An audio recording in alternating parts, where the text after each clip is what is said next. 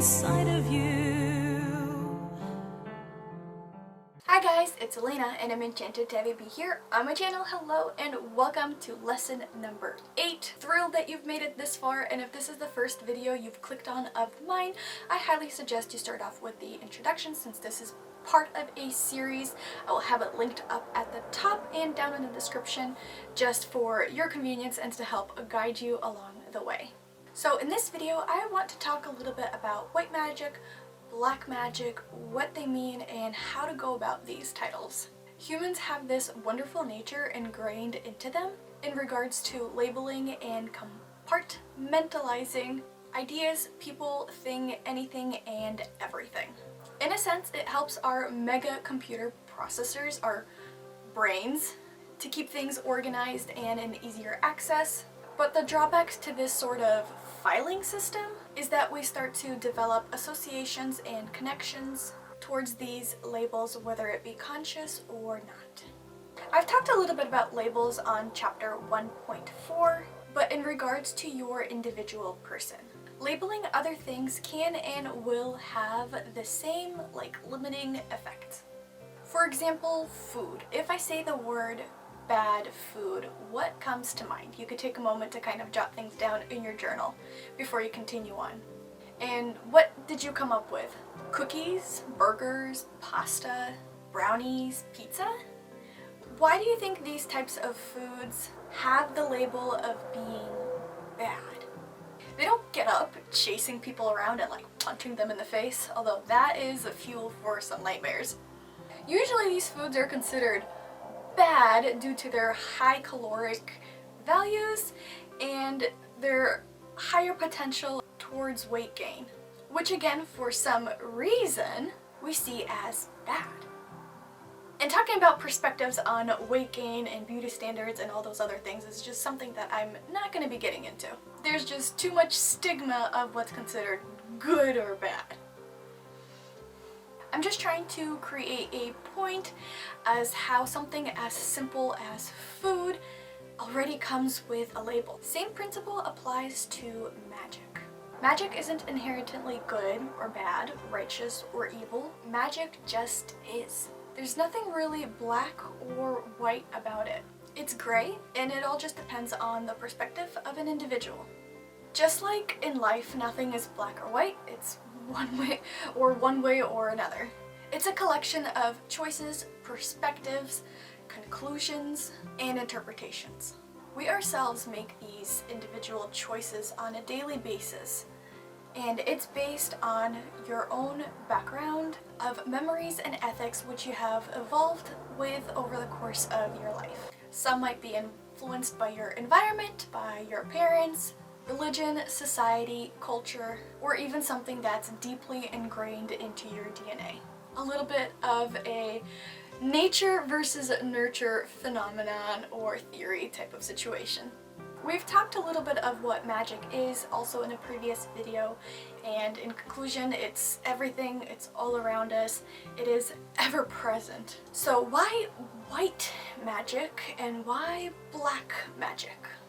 I want you to take another moment, this time definitely pause the video and make 2 columns in your journal, one for white magic, one for black magic, and I want you to kind of write down lists and jots of your associations, interpretations, thoughts, connections to both of these lists. Go ahead, take a couple moments to just kind of jot things down. If you're like most people, white magic might have most of the list of things you will consider to be good or righteous, while it's the complete opposite for things under the black magic column.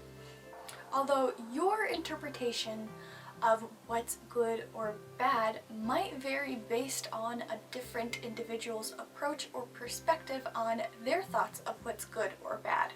We interpret everything we experience through our own values and mindsets, and we're usually unaware that we even have them. We simply assume that the way we see things is how they should be. So magic doesn't have a good or bad. Magic just is. It's the individual's use and interpretations that changes.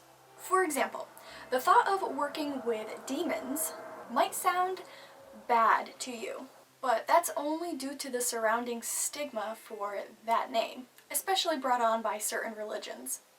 When in reality, a demon is just another entity, same as fae or a sprite. And what about the thought of working with an angel? Why does that sound inherently good to most people? Again, our surrounding culture, the very loud and prominent Abrahamic religions, and the mass media usually make it appear to be so. But angels can be just as difficult to work with as any other entity.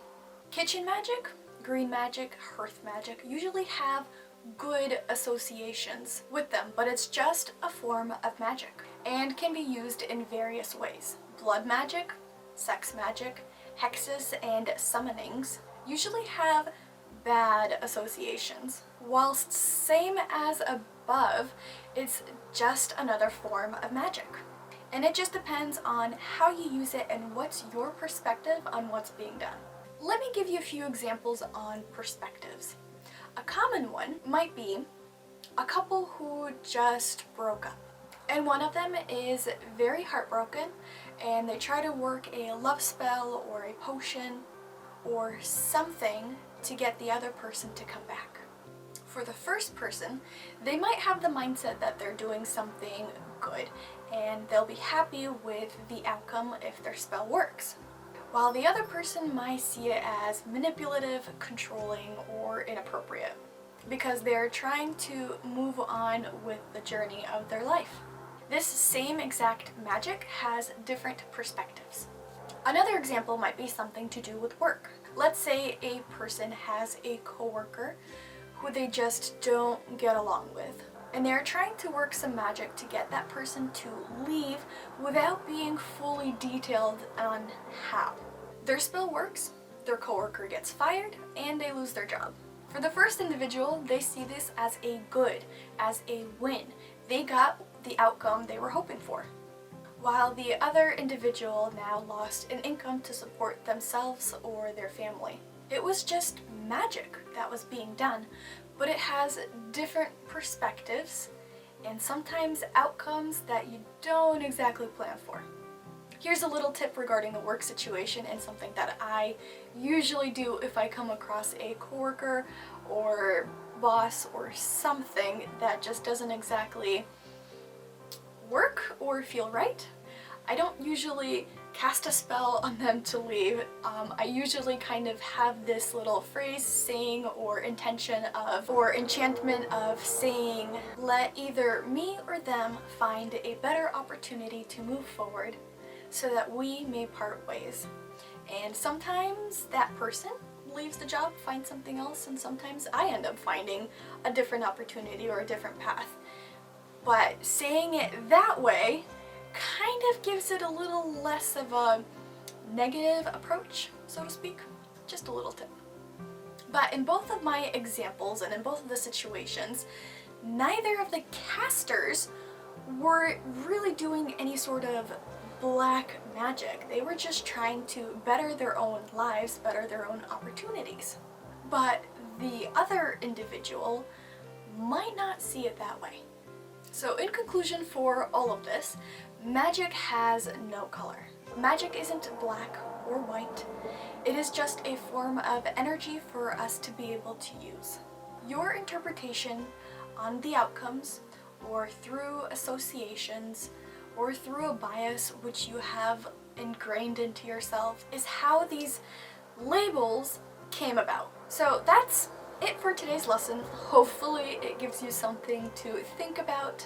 On today's homework, I want you to write down a couple more examples, maybe one, maybe two, on same situation but different perspectives. It could be either magic related or something mundane. Just something to kind of get you to be able to put yourselves in another person's shoes, so to speak, and know that there's more to it just being one-sided. And as always, you are very welcome to share your thoughts, interpretations, perspectives, views, and ideas on these, either down in the comments or in the Google Classroom. and I hope you all have a wonderful day or night whenever you choose to watch this video, and I'll see you guys on the next one. Bye!